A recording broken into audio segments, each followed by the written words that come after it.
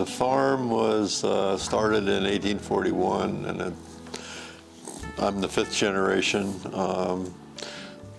Pretty much the whole time, well, 1841, the first 60 years, it was probably more like a subsistence farm, I guess. You didn't need a commodity or anything. I mean, you just got by with selling some wood and doing this and that and the other thing. And the cows came in the early 1900s and have pretty much, been here since. Numbers have increased from a few to around 100, which we're still a small farm. I mean, most farmers they like to grow good crops, and they like their cows to give a lot of milk, but we've kind of like backed off a little bit from that. I mean, we don't put a lot of fertilizer on our hay fields, just the cow manure, and even our corn we don't fertilize as heavy as some people do. But we grow good crops, and the cows respond, I guess. We make quite a lot of milk, but we've emphasized components, high fat, high protein, which has worked out great with the cheese. And it seems to be a trend. I mean, that's where the money is now in the components. So we were kind of ahead of the game a little bit. Although I'm amazed about how the components in the whole industry have increased the last few years. Rotational grazing is something that Zach promoted, and we have seven main paddocks, and then they're split into smaller paddocks. And for the dairy herd goes out in the spring into the paddocks during the day, and the dry cows go out at night. They follow them. Then just last week, or this week, I guess, we reversed them, and now the cows stay in days. Dry cows go out during the day, and the milk cows go out at night. And the pastures stay. In a normal year, they pretty much stay down. This year is a little different. They've gotten a little further ahead with all the rain, but it's really worked out fairly well. My oldest daughter is Carrie, and she currently works for Farm Credit, and she's still in agriculture because she does marketing for Farm Credit, and many of their folks that they serve are, of course, farmers. So she's still in agriculture.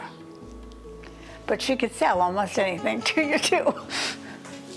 My next person is Zach, who is right here on the farm, farming with his dad, so real proud to see him here. Our middle daughter is Emily, and she's here too. She's not actually farming. Instead, she's making a product that uses what her father and her brother produce, the milk, and then sells that from the farm, so, which makes it nice because people can see them farming, they can see her making the cheese, and they really understand how farming fits in with our life and our food. My youngest son was named Michael, and he was quite a character, I will tell you, and weren't many people in our community who did not know Mike, because he always wanted to know you and anything he could about you. Volunteer fireman, nobody really expected him to ever get where he got, but he was more of a, don't tell him he can't do it. And as far as he was concerned, he was not disabled in any way. He wanted to be a fireman. Guess who was a fireman? But guess who had to drive him to the fires? That would have been me. I was still proud of him, but I learned to take a book because I didn't know anything about it. And that's my 4 children. As I say, proud of them all. When my 3 children, after my youngest son died, told me what they wanted to do to honor their brother, but also to help other children who needed things like, at that point in time, there was a little girl who really did not talk much at all, but could have used a computer to talk with her. Family couldn't have afforded that. But one of the things, they had all kinds of, these people had things they wanted. And so one of the things then was that little girl got the computer. And with that, she was able to talk to people in her family. Do you know how good that makes you feel? To know that you have truly changed a person's life? Well, you add on the fact your 3 children made this happen. It was them who were doing this for their brother to help other people. Can a mother get more proud than that? What occurred is Saturday morning of Labor Day weekend. It's a 5K and a 10K. The 10K kicks off it's early in the morning. The farm is very busy, like at 6 a.m. till 10 o'clock, and then it's over. We probably get 200 to 300 participants every year. You combine that with the people that come to cheer people on, all the volunteers. It's a really festive atmosphere, but it's a quick hitter. And then the rest of the weekend goes on.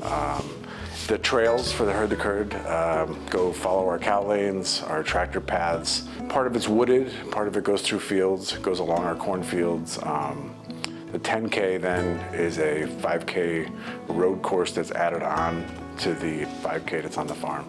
And that travels dirt roads that surround our farm. So the entirety of the race, you're running through the fields. There's even cows on the course.